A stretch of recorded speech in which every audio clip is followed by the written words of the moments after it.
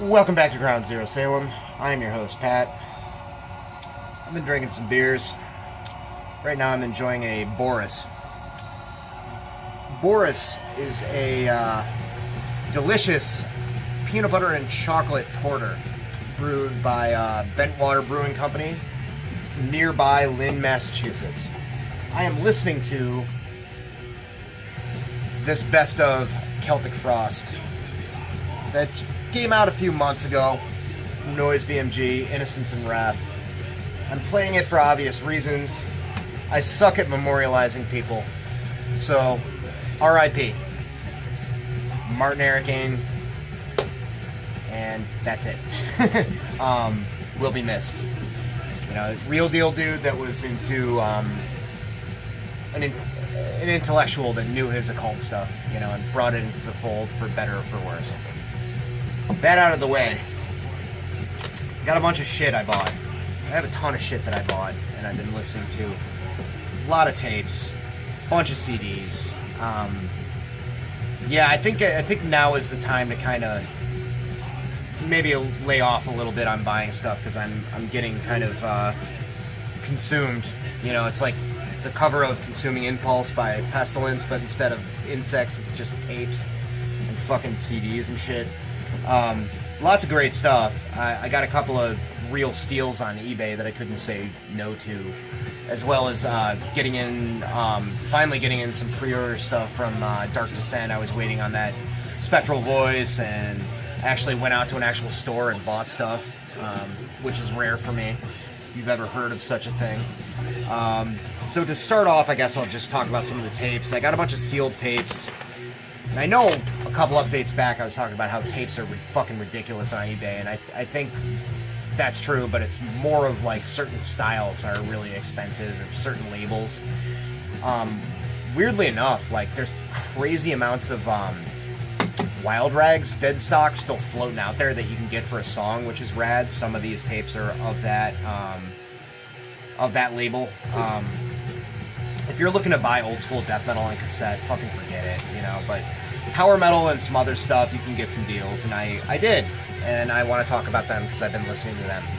They are new to me, to my collection. Welcome. One of them is this Hellion record. I've heard about this band for years. My first thing that I've ever owned by them, this is the Black Book. Came out on Restless Records. Pretty big but weird underground, like, major label in the 80s and 90s that put out all kinds of random metal and punk and stuff.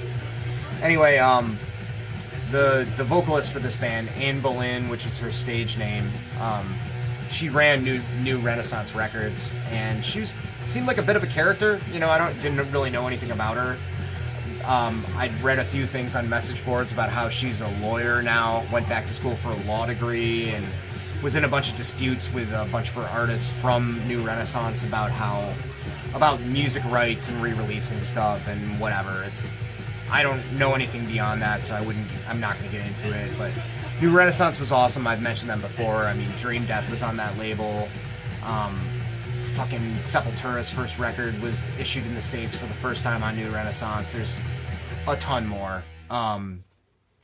But Hellion, the label head's band, are excellent, strong heavy metal. You know, you could call it power metal, you could call it speed metal, whatever. This is very 1990 in production, when people finally figured out how to make all of the instruments in bands like this sound very full in the mix. The bass tone in particular is really, really good. It's a concept album, kind of a la King Diamond. I'm not sure exactly if that's what she was shooting for, but it's kind of a story about the central character being Anne Boleyn, I think, going to Scotland and experiencing memory loss and somebody getting murdered and all this weird stuff with like the Scottish tribes and pagan kind of shit going on, and a dude called the Storm Rider. It's great. It's very, very metal, and very well executed. Demon Attack, the first song on the second side, is a good example of how well this band like just kind of cranked out some good, straightforward heavy metal stuff. Yeah, really, really good. Their earlier stuff was a lot more of like that kind of, you know, not that kind of like new wave of British heavy metal, even though it wasn't British kind of stuff. Very Venom, Motorhead, early 80s Priest style kind of stuff. The female vocalist probably would fit alongside Acid pretty well. And I like that stuff a lot, but I was actually really impressed by this. Apparently she got her vocal chops and learned how to sing better from Ronnie James Dio at some point. Maybe one of their earlier records was produced by him, or one of the later ones, I don't know. If you do know, that's what this is all about. Conversation, you know, learn me, get me learned. Picked up the third Exciter on cassette there, Long Live the Loud. This is a Combat cassette. Absolutely nothing inside. The J card. Great stuff. I mean, dialed back a little bit from the first two. Bit more like Manowar and Iron Maiden inspired. A little bit more like slower and powerful, but great fucking record. And I'm bummed I slept on it for so long. Already pulled the trigger on a vinyl pressing of it because it's that fucking good. Hex Quest for Sanity. 5-song, I think. 5-song EP by this Bay Area thrash band. You know when you kick off a song, the record with a song called Racial Slaughter, you're not really pulling any punches. Political Bay Area thrash stuff. Some ties to the whole Autopsy troupe. I read somewhere that there was a guy, one of these guys was in Autopsy at some point, or maybe one of the members was in Autopsy that didn't record on anything, I'm not sure, but the guitarist from this did play in Abscess and Eat My Fuck. Awesome, vicious fucking thrash metal from the Bay Area. Not quite as fast as like Sadist or something like that, but about as like throat ripping as that level of thrash from that area. A little bit more slow. When they played fast parts, it's almost kind of verging on blasting, which is great. That great fucked up Wild Rags production where like who the fuck recorded this kind of thing going on. Awesome visceral shit there. Quest for Sanity. Another female fronted band and a great album, Snow White Act of God, which came out on Road Racer, not Runner. Could never figure out the difference.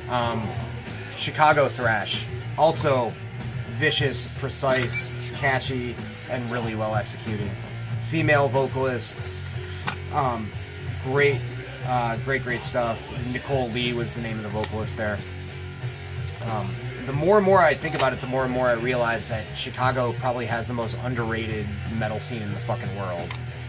And it's crazy, you know. Cyanide, Master, Deathstrike, Devastation, the list goes on. Like, it seems like it's like an utter crime and a fucking eldritch horror that people don't just... The term Chicago metal just isn't like a thing that people say. It's not a household, you know, utterance. I also grabbed this Warlock Burning the Witches cassette. First Warlock record. I've known who Warlock were since I was knee-high to a fucking grasshopper, but I never really checked them out, you know. For the longest time, my sort of more hardcore punk inclinations were like, let's avoid the metal cheese kind of thing. I remember Doro Pesch's solo records coming out and just being like, that's not for me. I was stupid. This is fucking awesome. Can't wait to hear other stuff by Warlock.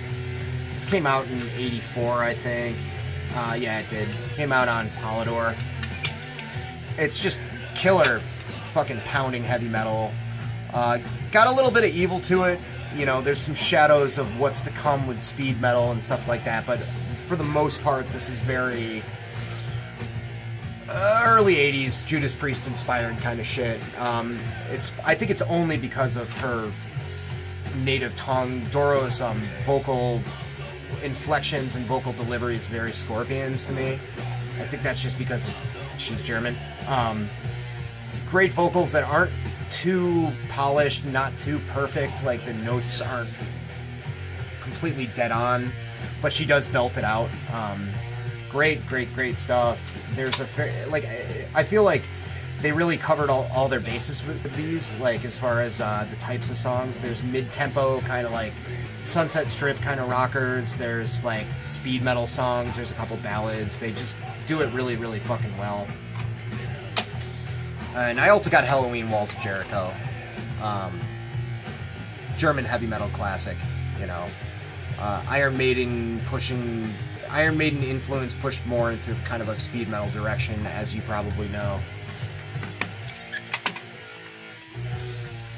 One of the reasons I bought it, even though I already owned it on CD, was that it had this little sticker that said noise reduction, because it was a noise release and it was on sale, and I'm a sucker for puns.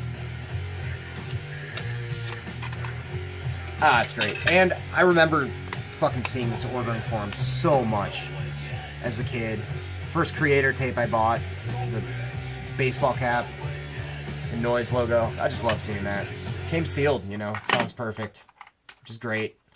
Got a couple of more extreme kind of releases here.